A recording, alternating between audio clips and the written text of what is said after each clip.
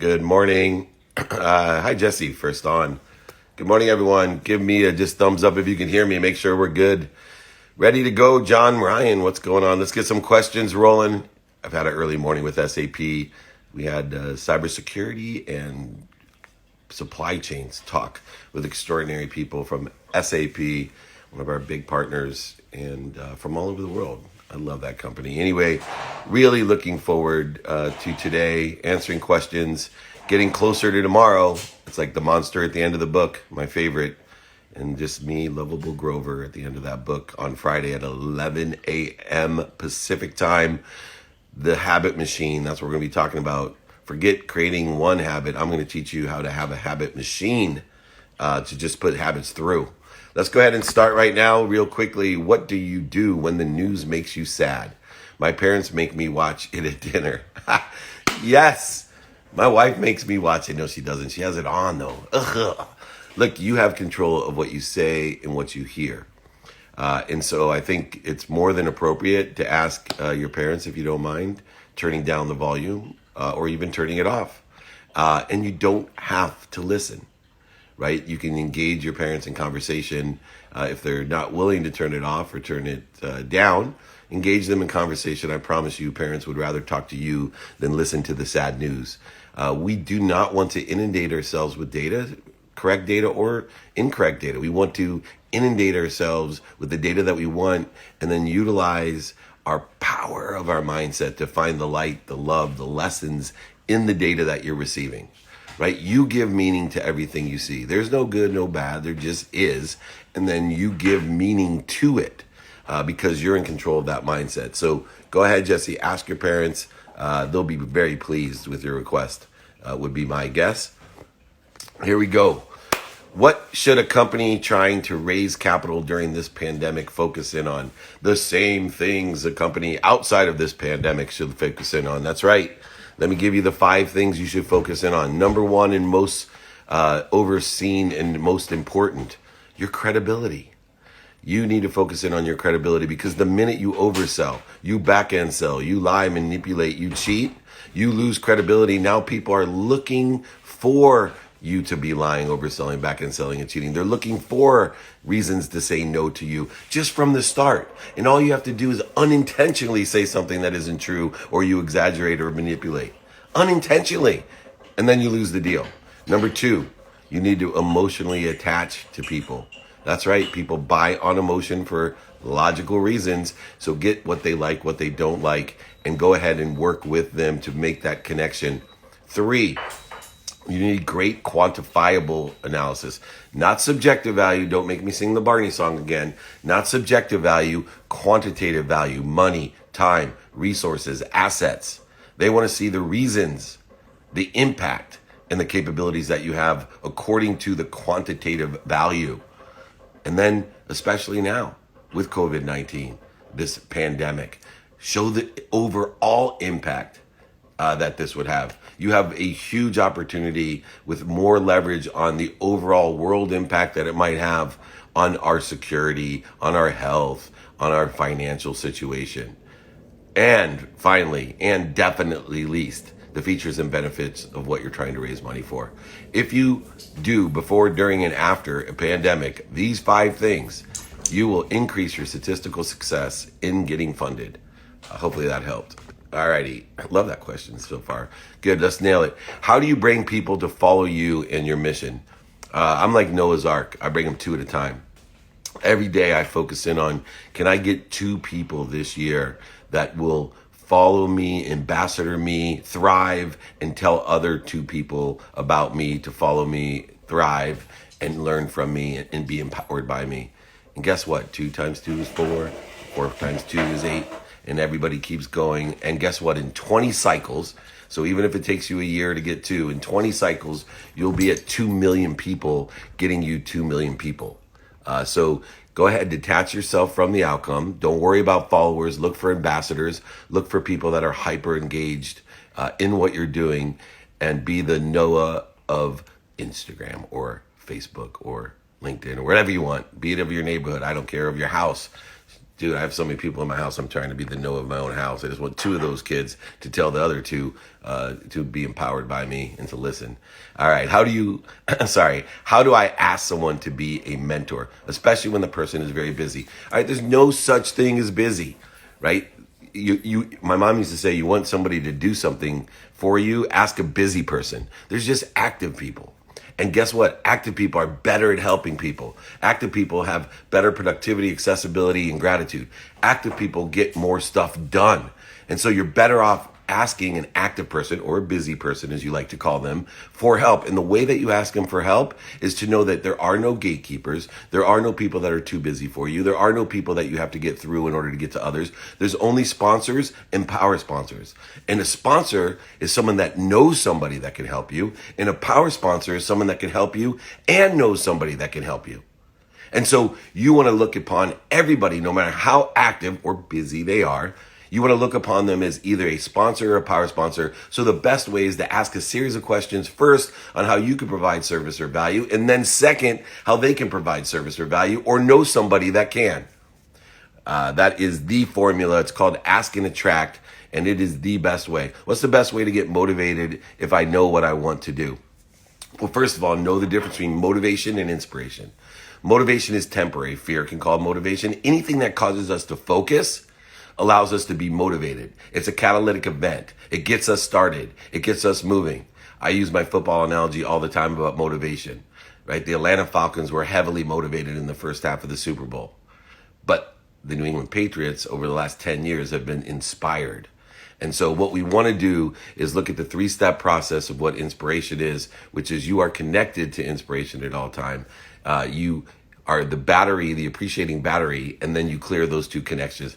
All right, I am going to get online here. Let's grab somebody real quickly. And I think I see the CEO of Bravo Sierra. And here we go. Awesome day today. Special guest. I see we got all kinds of special guests. Everyone that's here, Matt Herman. Good morning. What's up? How are you? I'm good, thanks. And you, man? I am unbelievably good. I'm in the middle of a miracle, and even better now that you're here.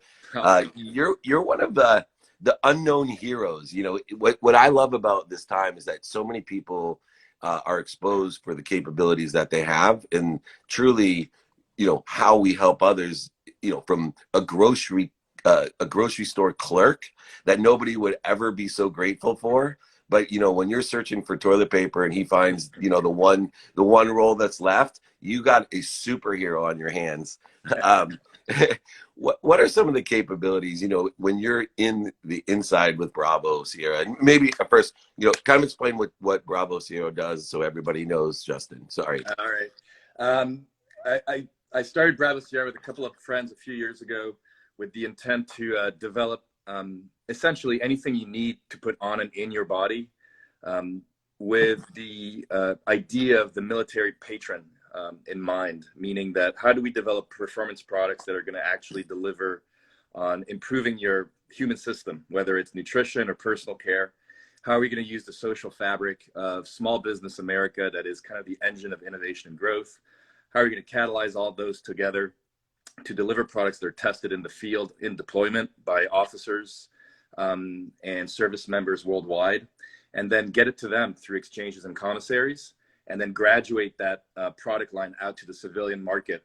The reason I'm doing this is pretty simple. I'm not doing it for money, not doing it for ego. I just believe that the military ethos is a unifying, I would say, bedrock of our society, and it's really helping people understand that you got to go beyond pure wellness for the sake of your personal potential, and look at it from the lens of service, and how can improving yourself service something that's going to improve the society as a whole. And that's what I do, man. I've been starting businesses and selling businesses for 20 years. I'm actually drinking one of my products right now. I started this one 10 years ago.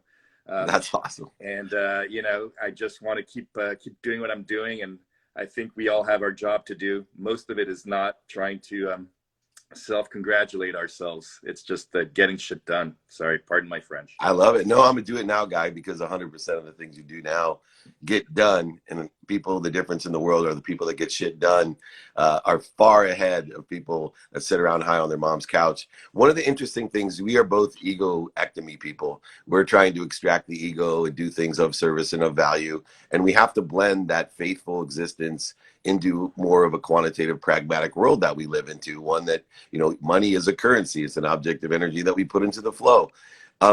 I want a two-part question, Justin, for you, because you, like me, practice this. And when we say practice, it's progress, not perfection. Number one, how do you deal with your own ego when it steers its ugly head at you, which I'm sure it does? And then two, more importantly, how are you dealing, with the collective conscious of ego as it rears its ugly head at you every day as you're working out of a philanthropic perspective to help people, but yet other people are manipulating, lying, overselling, back-end selling, living in a scarce world when you and I live in a world of more than enough, or try to. We're practicing. I gotcha. On your first question about ego, man, that little beast, subconscious beast, is going to be there till the last breath. So I think you got to deal with it. And my approach to dealing with it is just telling it, listen, you're part of everything else. I can feed you with kind of the immediate gratification of trying to stimulate validation from the outside world, or I can do something else and try to deflect that ego into a greater whole. And what I've tried to figure out over the last few years is figuring out what I'm doing things for other than for me. Meaning, you wake up in the morning. Why am I waking up in the morning? Other than the fact that I want to get my ass out of bed. Am I doing this for someone else? And then you just start having a debate that's very different. You're not negotiating with your ego whether you should do one thing or the other. You're not procrastinating with your ego or arguing. You're arguing with real individuals, and sometimes those individuals can't even speak. I'm doing it for my 8-month-old kid, or I'm doing it for an idea of patriotism, whatever you want to call that other person you're doing it for. And in that case, you have a sense of, I would say, accountability that changes. You can't negotiate with yourself anymore. So I tell my ego to go check out the world because he's part or she's part of that. And I just lift my butt up because I want to be an actor, not a spectator in my own life. To your second point about the global ego, there's a simple way to look at things. How could I put it? Once you accept chaos and volatility and uncertainty as the bedrock of your life, which is essentially what my life is about, and you're not in a panic mode where you feel like you're getting fried every single second that you're living by issues and challenges and problems, you just accept that every part of your routine is helping you feed your extraordinary, that everything you do, whether it's eating your vegetables or going to bed, is actually not a routine. It's actually part of what's going to generate this thought process, this ability that you have to succeed. And how could I put it? I want to build my universe and live in it. So you go from existing to living. You choose who you're going to interact with. You create that ecosystem. You realize that ecosystem is not just feeding you and supporting you. It is you. And then you watch the world develop itself around you. So write your own script, man, and join the team. That's how I look at it. Well, I'm watching the comments. That's an awesome answer. Last issue I want to talk about is, when you are of service, when you're a merchant servant and, compassionate capitalist like yourself, there's so much opportunity. And prioritization is one of the difficult struggles that I go through because I want to stay true to my personal experiential giving and receiving values. I want to stay true to my enjoyment of my consistent, persistent pursuit of my potential. And then there's a million opportunities to do so, especially today when you have a nature and a system to fill a need, right? That's basically what you and I have is a nature and a system. Exactly. Oh, there's a need. I can Exactly. fill it. How do you prioritize with so many different needs that we're capable of fulfilling? Well, first of all, I don't know if you're going to agree with this, but I can't do anything Nor should you without it. give a shit, right? Nor do you give a shit whether I agree. Well, first of all, I don't give a shit. So that really helps prioritizing, since I just want to sit in my pool all day. Now, the point is, prioritization usually has a natural, I would say, language. Things tend to emerge that are going to pick at your front lobe. They're going to keep coming back and bothering you. I tend to prioritize stuff that I don't want to do. I tend to prioritize things that seem too hard, simply because if they're challenging me, there must be a reason. And it's probably because it's going to pull me out of my comfort zone. And the only way for me to grow is to essentially fail miserably. And by that, I mean learn. So I would tend to prioritize stuff that I'm not at ease with. And, you know, one of the things that I started, like this whole project about building this military native wellness company, I haven't served, man. Talk about getting out of your comfort zone. Go deal with a bunch of vets and active duty service members that are looking at you like, dude, what's your problem? What do you think makes you special? Yeah. You turn around and you say, listen, man, I've been weaponized to succeed as an entrepreneur. I've got a track record. Let me just demonstrate it to you. So, you know, putting yourself in tough spots forces you to, you know, kind of go a bit further than what you had. The quick answer, though, in terms of just the sheer magnitude of shit thrown my way, I want to say yes to everyone. And the most of the times I want to say yes is because it's going to stroke my ego in terms of, wow, someone likes me. So I'm like a 12-year-old in school and I want validation. So I tend to say no to anything that's going to stroke my ego. That's one way of prioritizing. If it's only going to make me feel better about myself, that's definitely not something that's going to help me in my personal growth. Second piece is, other than getting out of the comfort zone, is the person that I'm going to be interacting with benefit from what I do? Meaning, are they going to get better at what they do? And am I going to propel that energy that I have, or whatever insight I have, or resource I can share, into adding value to their ability to live and succeed? If that's the case, then my ROI is done. I'm multiplying or amplifying my benefit to the society by kind of catering to others and their ability to catalyze that and succeed. So diffuse and grow. Diffuse your energy and grow with it. I appreciate you, Justin, and everything that you do. You know, I thought for sure the military cut was the key to making sure that they liked you. If you look like them, they feel like, oh, you must be one of us. Dude, I started lifting weights 2 years ago. I was like a freaking middle-aged chicken. You know, my wife is now giving me a buzz cut every month.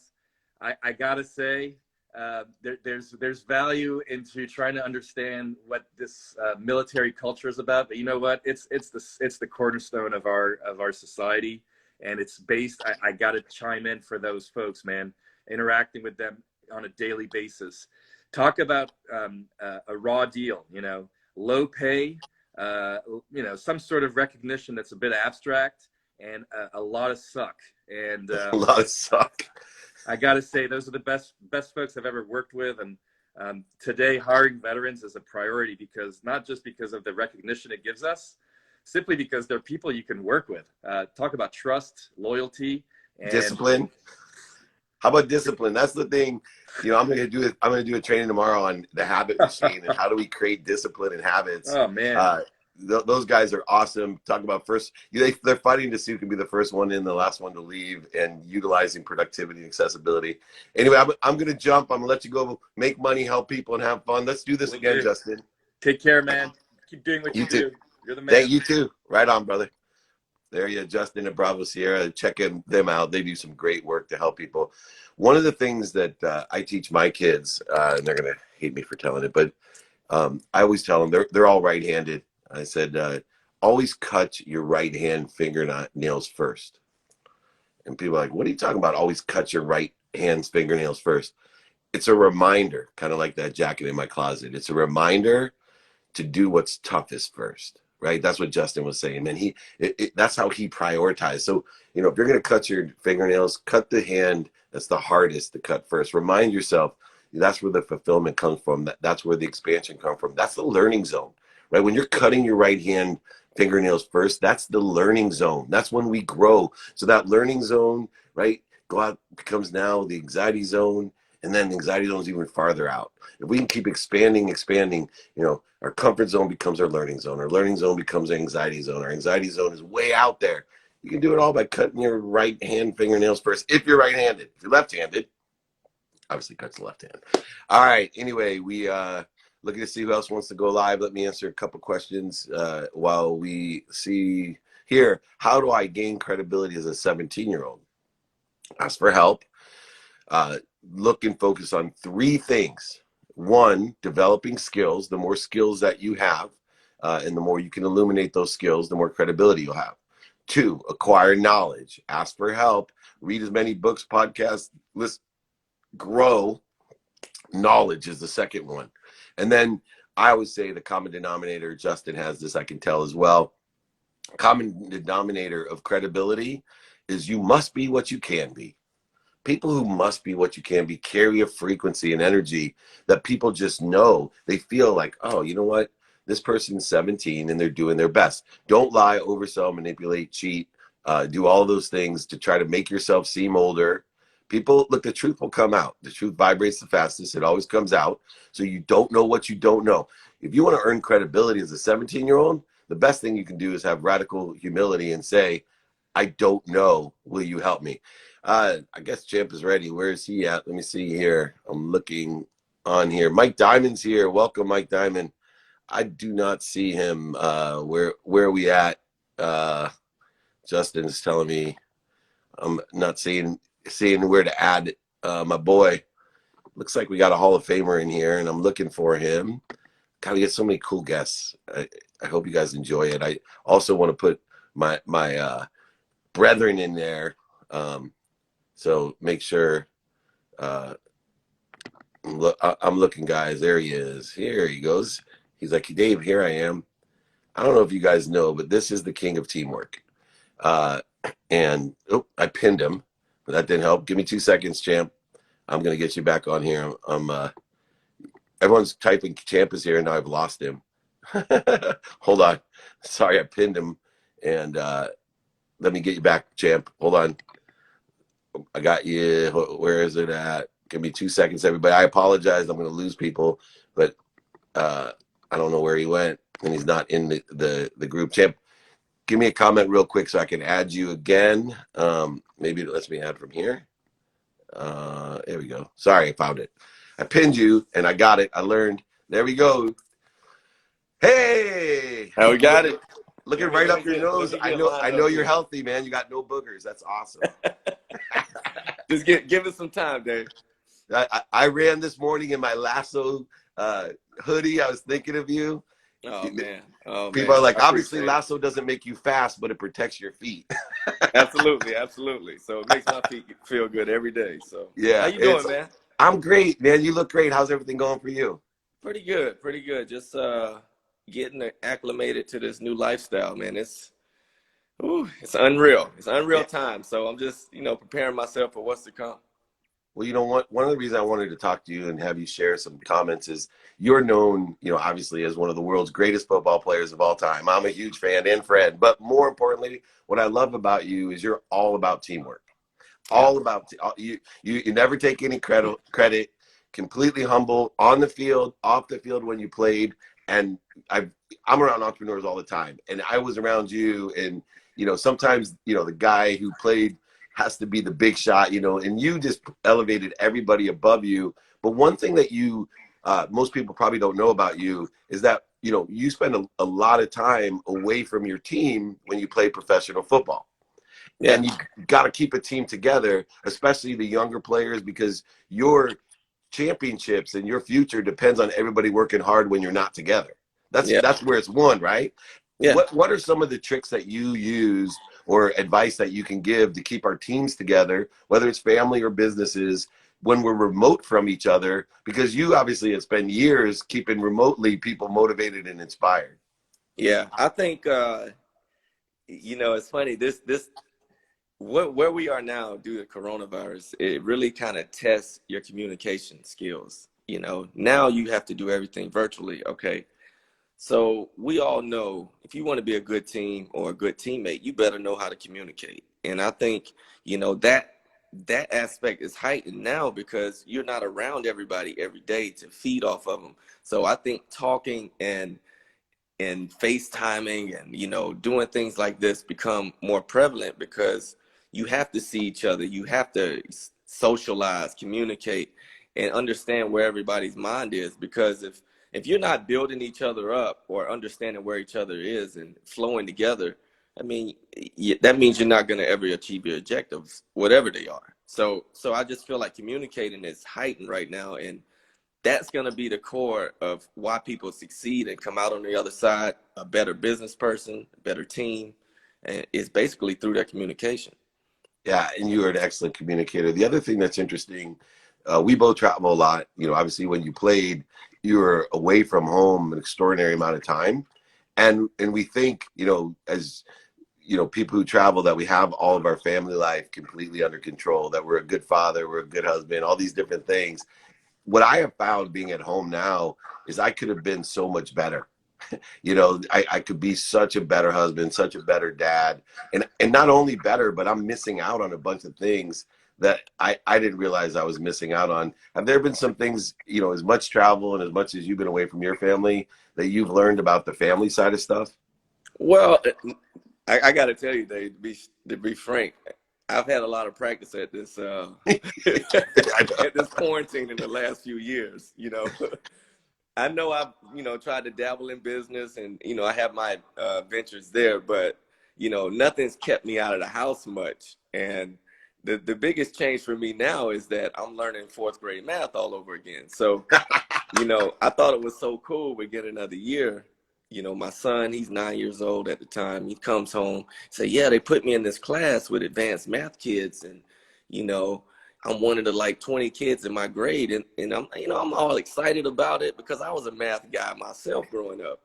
But now school is out. And now who you think is teaching math now? So it's been a big, 180 for me in this time, because now I'm learning so much about things I hadn't been exposed to in years, and it's kind of opened my eyes a little bit. I'm just trying to take it all in. I never take things for granted, experiences like this. So, I always feel like there's a lesson to learn in anything I come across. That is great. I have, you know, my own fourth grade son, and you know, figuring out isosceles triangles, right angles, obtuse angles. I know you're in the same stuff. I got perfect score on the SAT in math, and I'm challenged, going, oh my gosh, people look up to me. I mentor people. I can't figure this out. I'm Yeah. calling my college daughter and go, get over here, help me. Oh my God. It's funny because the way they teach now is just different from the way we were taught. So it's trying to figure out how is he getting from point A to point B differently than I am. I thought this was the way to do it. So it's challenging, but like I said, man, I love this stuff. It's a bonding experience as well. Now, obviously, football has changed tremendously. We have the draft coming up, Oh, yeah. you know, and evaluating talent, you know, picking the talent, the fan side of it, which has grown over the years. You know, this wouldn't have been a big deal 10 years ago because nobody went to the draft, Right. right? And Right. now it's a huge event. And even on the agent side, you know, there's a lot of older, less technical people that have been involved in the recruitment and evaluation of talent. So, you know, to talk to parents via Zoom to try to, you know, close your client, get the information, evaluate. You know, you're talking to old high school football coaches, you know, which a lot of times are key to understanding, you know, the main component that I think makes a football player the one that you have, that you must Yeah. be what you can be. And when you talk to a high school football coach, even as an agent, I wanted to find out if this kid must be what he can be, because that's the one factor that you can't see in film. And the high school coach knows all the stories of what that kid grew up with, you know, where that soul lies. And you know, some of these guys don't maybe even have a cell phone. Yeah. Yeah. I mean, you make some great points. And, I think that's what's so crucial about these teams not being able to have visits with these guys. I mean, regardless of how much video conversating you can do, it really doesn't, hit you the same way when you can sit down with somebody, break bread with them, and, really talk to them and check out their mannerisms and everything. I mean, just understand what matters to people is you really get that information by sitting down and maybe having dinner with somebody. So it's different. The good thing for every team is the playing field is level, so Yeah. everybody's going through it at the same time. So that's the good thing about it. What I worry about from an athlete's perspective, you can't get to know your agent like you should, your financial advisor, the people that support you and matter the most. They're probably less likely to get in trouble, which is something that we always have to worry about. But you know, it's those people that are going to support you or you depending on to support you. Just getting to know them and build that trust. It's kind of enabled. I mean, it's disabled a little bit because you can't be around them. Yeah, I think there'll be two kinds of athletes that show up to camp when they finally open it. There'll be the ones that like, holy crap, this guy's in super shape. You know, he just worked out Yep. like 12 hours a day. And then there'll be the quarantine 15, you know, some guy that just sat at home playing video games, eating Doritos. Yeah. I think there's a Hey, lot of risk. There's a lot of always risk right now. there's always about 4 or 5 guys that just show up totally out of shape. It takes them 2 or 3 weeks to get back in shape. You see it right away. One thing about football, man, you cannot hide your condition. I don't care if it's good or bad. However you are, it will reveal itself on the field. Even if you're the fastest one on the field, you can see it. Oh yeah, Uh, always. last question, real quickly. What's the best piece of advice? You have been in situations of motivation, inspiration, compressed uncertainty.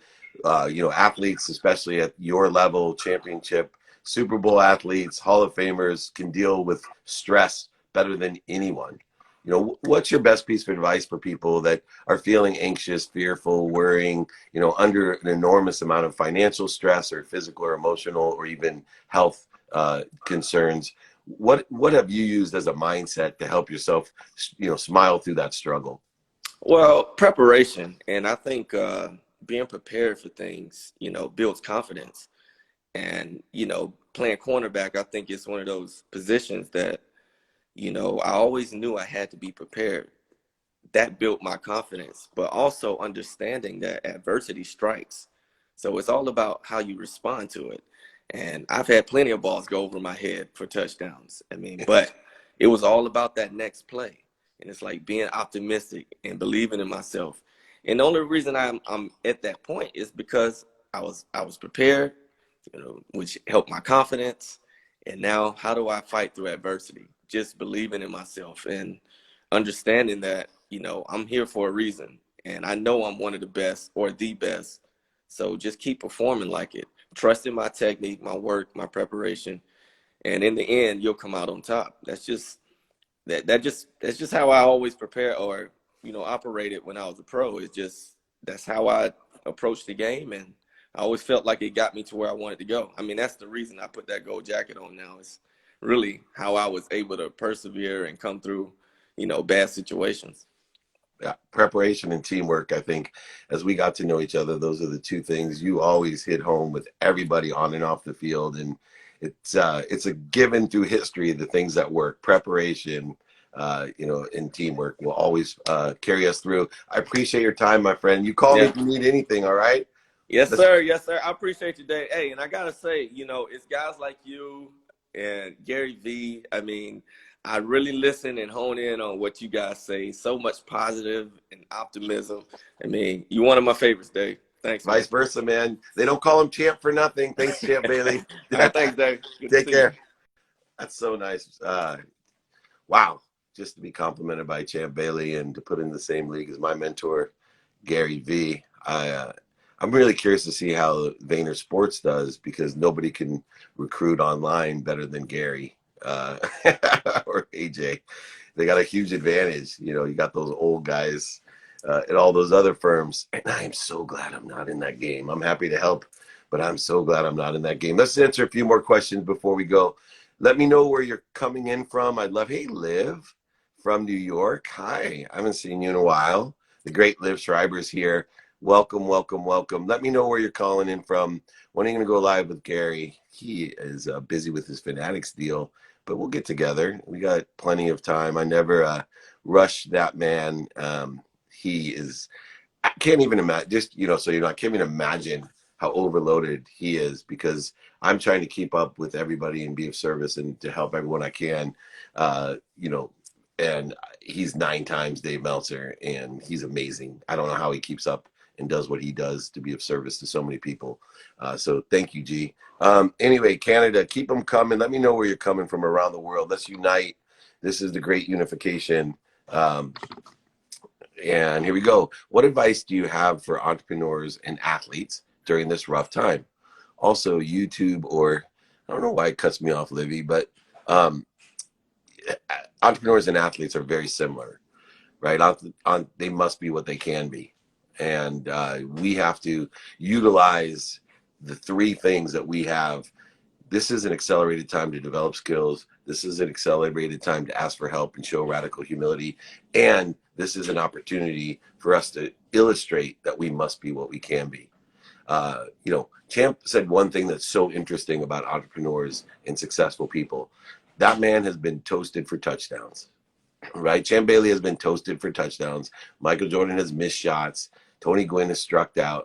I know I'm saying old people that you guys may or may not ever know, but Google them, man. You're going to learn from history. Human nature never changes. But I love when he said, I, have been beat, and that's where I grew. I knew where I got to get better.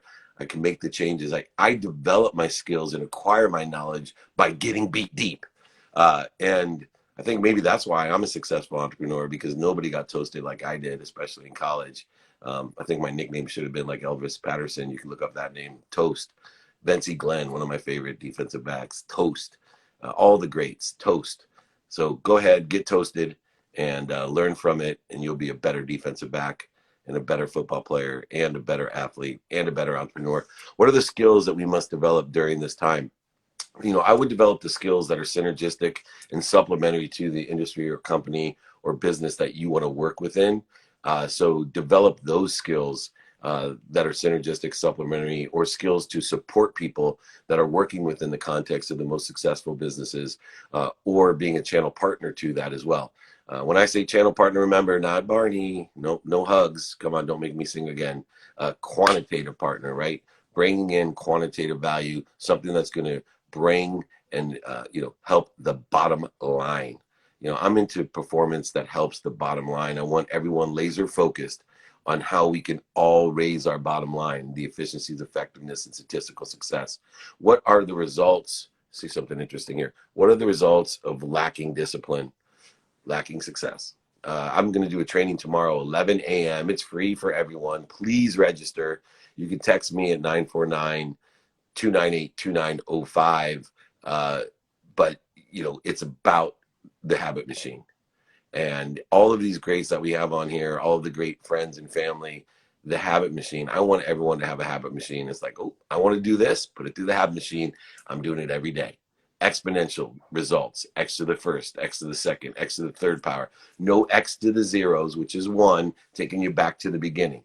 Exponential growth and acceleration. That's what gets you there no matter what you're doing. Let's go ahead and pin up the text number or my email address for people. How to be consistent. Consistency is a practice of consistency, right? People, here's the problem with consistency. When you're consistent, people feel like we're stuck because time is a variable, a man-made construct. It's so long that it feels like we're not moving. But here's the interesting thing. If you just move a little bit every day and it keeps doubling, you may not see the effects for a year or two. Right? Think about it. And that's why people can't get successful. Thank you, Justin, for allowing me to pin that number back up. Go ahead, join my text community so you're notified of all the trainings and everything I give for free books, free training, free whatever you want. Let's do it. But listen to me about consistency. So here's the problem with it is if I just start with 1 millimeter of advancement, I can't see a millimeter of advancement in what I'm doing. But go ahead and double that every week and see how long it takes you to get some significant change, and then see where it goes, right? This is the problem, is that everyone's like, I'm stuck. I'm stuck. No, you're consistent. Now be persistent and don't quit and keep pursuing your potential. Hear me out. This is super important. We're going to talk about this tomorrow, but being stuck.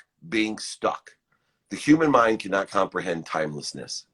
Just take that as a given. You cannot. It's too scary to think that time is infinity, that I'm living 1 billion lifetimes or whatever it is. But they can't even take the construct of a lifetime of time. They're so stuck. They want to see instantaneous results. No, there are no overnight successes. Champ Bailey, Danica Patrick, Donovan McNabb, a rocket scientist. It's not an overnight success. Millimeters of success.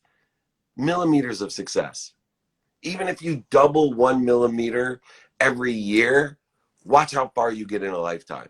That's a tiny little amount.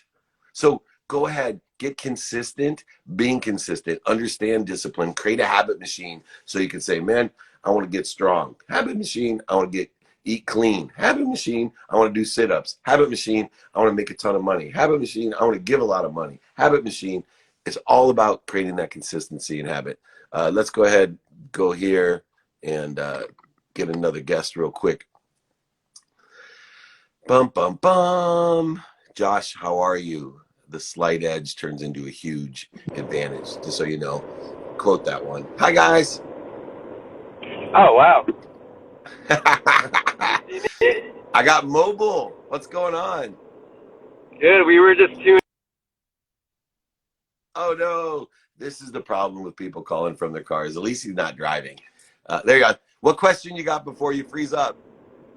So, Dave, you and I spoke earlier this week on Monday, and I told you one of my issues is I feel like I've cultivated a lot of like the understanding of subjective value.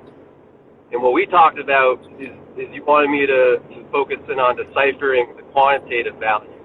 And that's something I haven't really cultivated yet. So I wanted to hear more about what you meant by quantitative value and like just relative to what things and events and all that good stuff. Yeah, so knowing your what is the first step in quantifying value.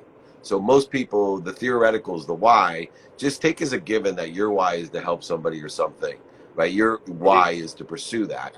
So that's your why. You don't have to worry. There's two components of why. There's motivation and inspiration. Motivation will start you on your why. Inspiration will get you there.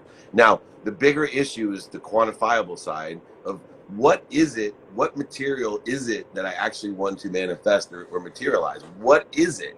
And so in order to determine the what and get to the what, we have to use discipline, strategy, and awareness in order to get numbers to that, to connect the dots backwards by zooming in and zooming out and saying, this is how much time. Time is a quantitative value.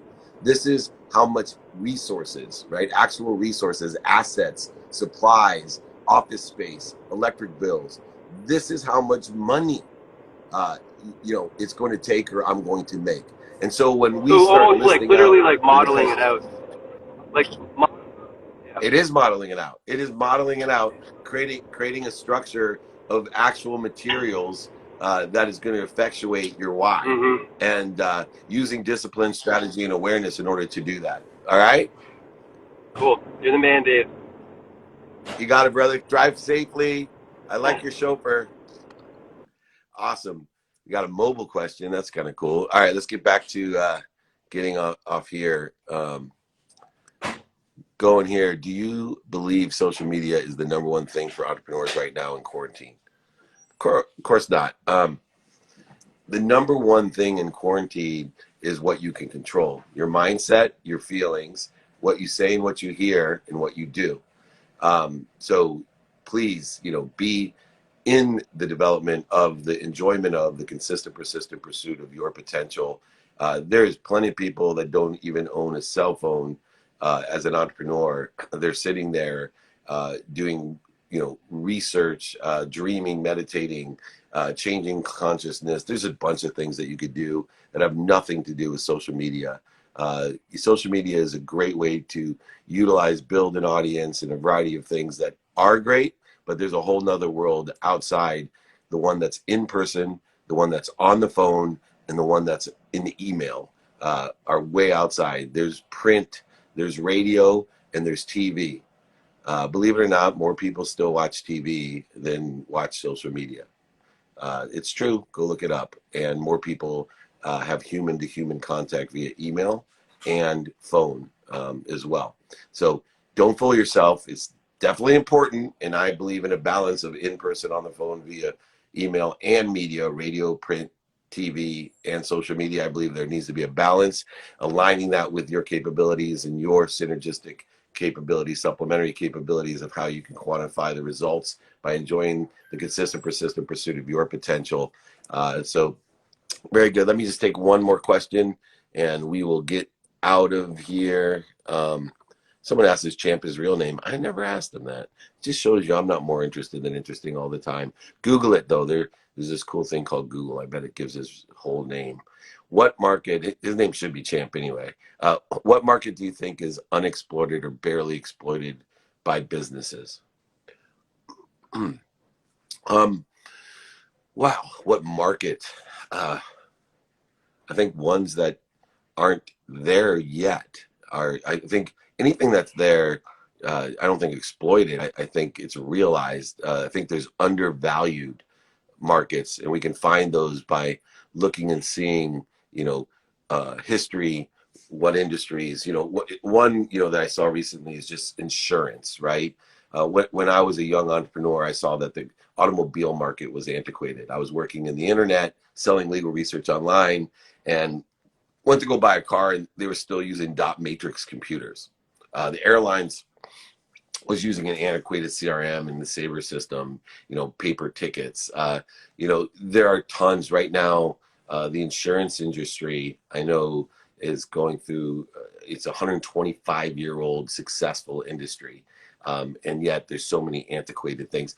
The thing about exploitation infers manipulation, overselling, back and selling, cheating, and lying. What I prefer to do is maximization, right? Potential. And I think there's so many industries as we rethink them in the financial institute, educational institutions, healthcare, obviously, there's so many ways we can rethink and improve, accelerate, and grow, and make a lot of money, help a lot of people, and have a lot of fun in all different industries. But look at the ones that need to be rethought. Look at history, see which industries have been around the longest. And if they have, and if there's been some big leaders in those spaces, they usually have the most growth potential because they can be re-engineered and rethought.